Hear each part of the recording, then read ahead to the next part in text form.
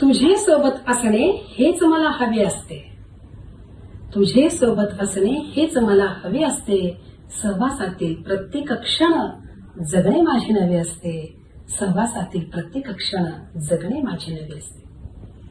तर आता मला ह्या माझ्या कवितेतून असं दाखवायचे की प्रतिभा आणि शब्द जेव्हा म्हणजे मी इथं या कवितेमध्ये एक असं हे केले की प्रतिभा म्हणजे प्रेयसी आणि शब्द म्हणजे तिचा प्रियकर, हे दोन अर्थाची कविता आहे.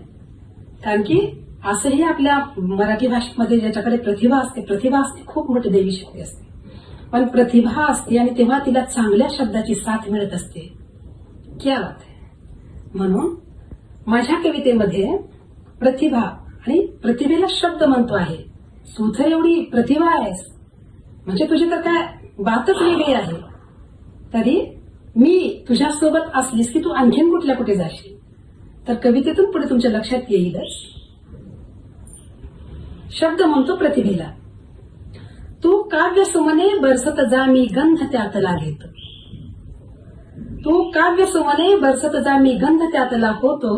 भावनांच्या ओळी रचतो अर्थ त्यातला. तू काव्य सुमने बरसत जा मी गंध त्यातला होतो. भावनांच्या ओळी रचतो अर्थ त्यातला होतो. तू ओवी कथा कविता. तू ओवी कथा कविता मी गाभा त्यातील होतो. तू आत्मकथा लिहिताना मी आत्मा होऊन जातो. तू वेली बहरलेली मी झाड रूपाने असतो. तू झाडाचे पान आणि विश्वास त्यातला होतो. म्हणजे किती नातं असं म्हणजे कुठल्या कुठे ह्या दोघांचं जर नातं जोडलं म्हणजे प्रतिभा आणि शब्द जर एकत्रित आले तर कुठं प्रतिभेला तो पोहोचू शकतो. तू झुळूक मंद हवेची मी त्यात गारवा होतो.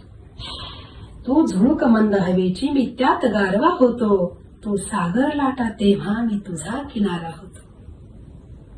तू शिल्पकला तू चित्रकला मी रंग त्यातला होतो. तू शिल्पकला तू चित्रकला मी रंग त्यातला होतो. तू गीत सुरेल गाताना मी त्यात गोडवा होतो.